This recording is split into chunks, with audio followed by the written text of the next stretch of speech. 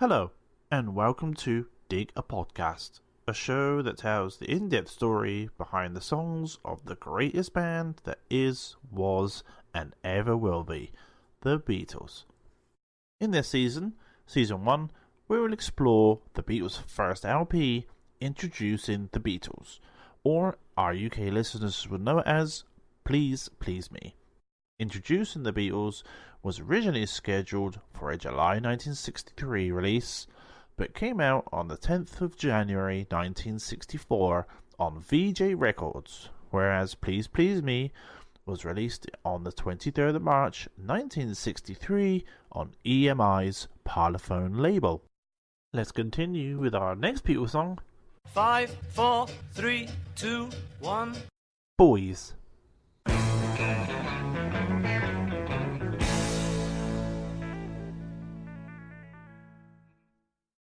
When the Beatles were holding their first audition recording session with George Martin at EMI Studios on June 6, 1962, a determination was being made as to which member of the group would be focused as the leader.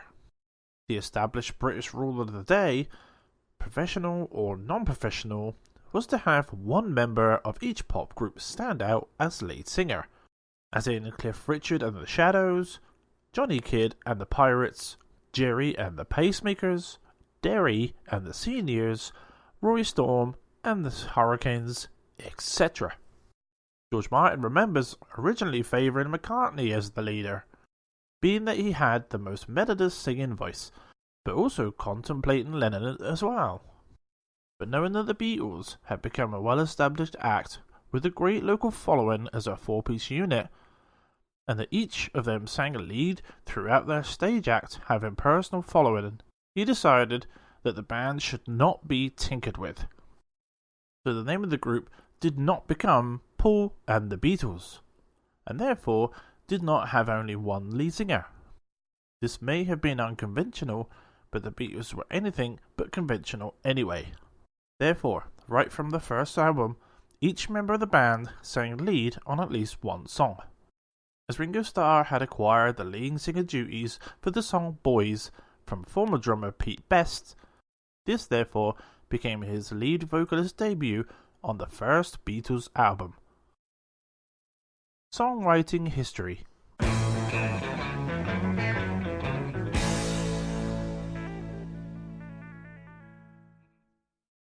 Both of the song's authors had a well-established career in music and songwriting. Luther Dixon was a producer and songwriter in the R&B field with a successful career that spanned from the late 50s and throughout the 60s. He had co-written many early hits, most notably 16 Candles by the Crests in 1958, which led to his eventually being hired as manager and artist development at the small New Jersey label Skepta Records. The owner of the label, Florence Greenberg, focused on promotion for the label, while Dixon focused on developing a young singing group who went to high school with Greenberg's daughter. That group became known as the Shirelles.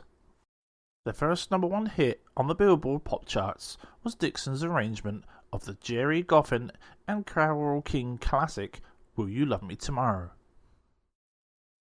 For the flip side, Dixon had the girls sing his arrangement of his own self-penned song, Boys, which was co-written by his songwriting partner, Wes Farrell. The Shirelles' next number one single, Soldier Boy, was co-written by Dixon and Skepta's founder, Florence Greenberg. Dixon continued to co-write and produce many hits for the Skepta label and others, including Big Boss Man, Mama Said There'd Be a Days Like This, Soul Serenade, I Don't Want to Cry, and Love You 1,000 Times. He also can be credited with discovering many acts for Skepta label, including Tammy Terrell. He even accepted an offer by Capitol Records to form his own record label, Luddix Records. Wes Farrell has an even more impressive musical legacy. He started his songwriting career at the age of 19, writing hits for many early 60s artists, such as Dion, Freddie Cannon, Chubby Checker, and Timo Euro. His biggest songwriting success was the Billboard #1 hit Hang On Sloopy, performed by the McCoys. He wrote many other hits throughout the 60s, most notably Come a Little Bit Closer, co-written with Tommy Boyce and Bobby Hart of the Monkees fame. Come On Down to My Boat, Let's Lock the Door and Throw Away the Key, and of course, Boys.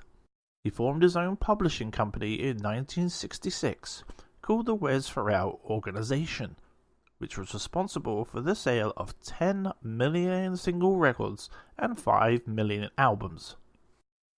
His career blossomed further in the 70s with his ownership of Bell Records, naming Tony Orlando's new singing trio after his daughter. Dawn spawned many early 70s hits under his direction.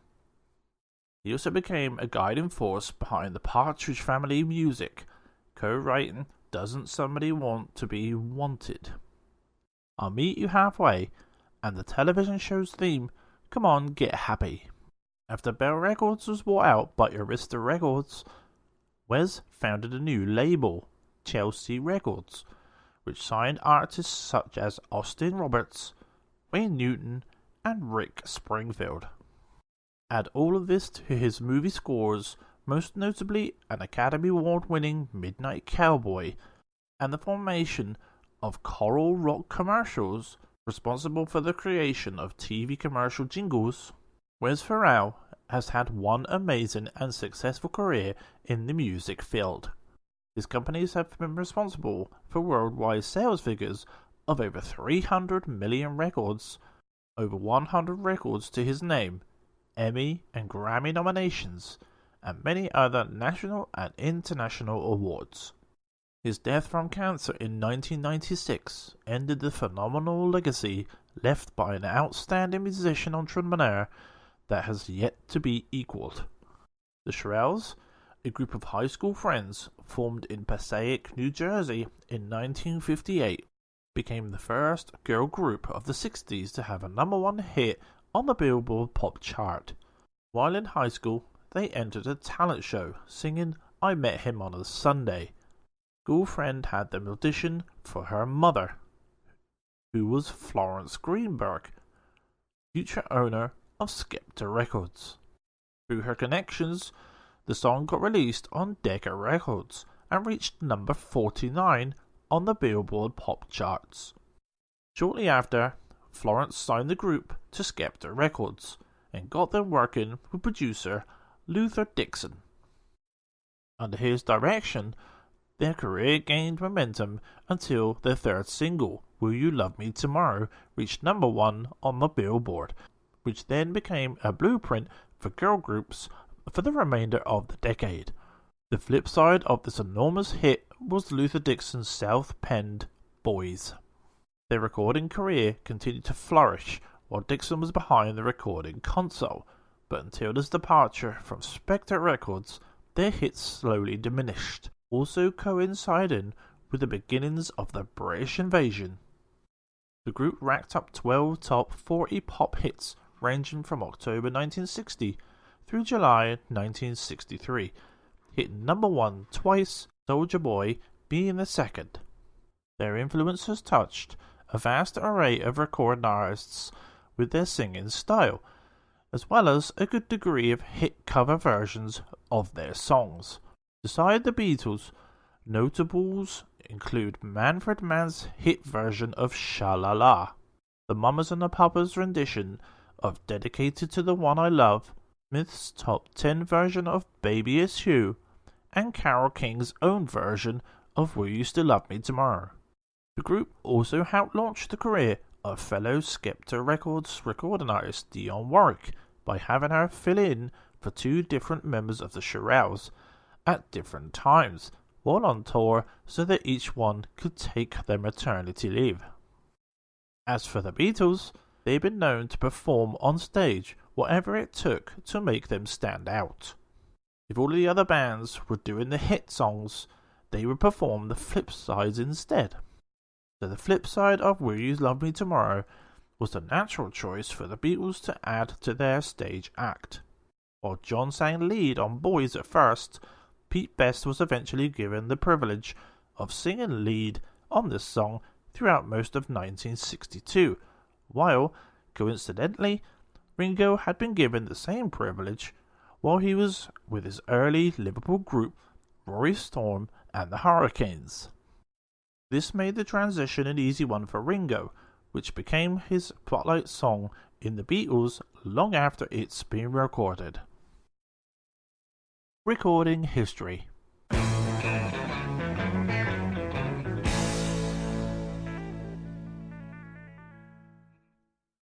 This song was also one of the 10 songs recorded on that historic day of February 11th, 1963, the day chosen to produce the Beatles' first album, Please Please Me.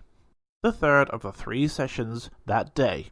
The evening session was held between 7:30 and 10:45 p.m. at EMI Studio 2. Of the 6 songs they hurriedly recorded during this evening session, Boys was the third.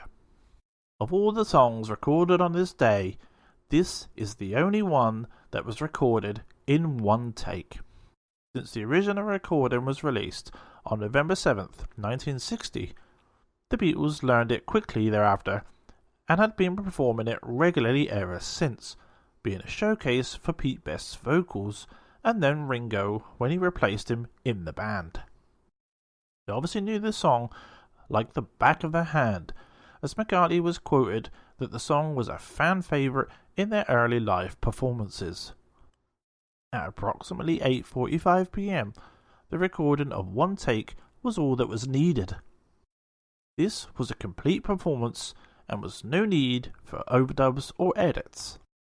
The fade-out ending was added on both mono and stereo mixes, which was created on February 25th, 1963 in the control room of EMI Studio 1 by George Martin and engineers Norman Smith and A.B. Lincoln.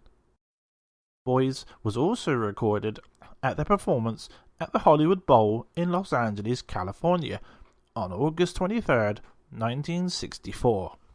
The producers of this session were Capitol's Vice President Voyal Gilmore and George Martin with Hugh Davis engineering. This recording ended up being included in the 1977 release, The Beatles at the Hollywood Bowl. Thanks for listening to Dig a Podcast. You can subscribe to our podcast on Spreaker, Apple Podcasts, Spotify, or any other podcasting platform. This has been a Team Wilco production. Until next time, if you know what I mean. Do I did? No? Okay.